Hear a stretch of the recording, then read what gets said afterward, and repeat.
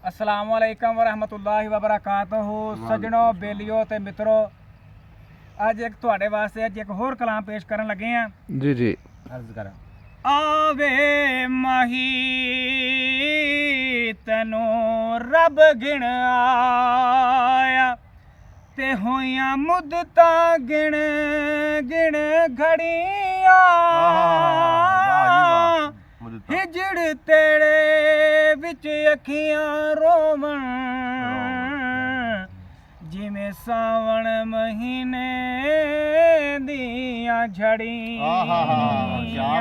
क्या बात इन्हां अखियां रोना उदों सिखया जदों वाकफ हिजर दियां बणियां।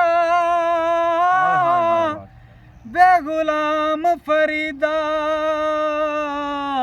ए रोना उदों मुकसी जदों वजियां कफन नू तणी। क्या बात गुलाम फरीदा ए रोना उदों मुकसी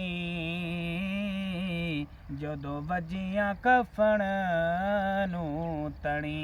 अल्लाह अल्लाह अल्लाह।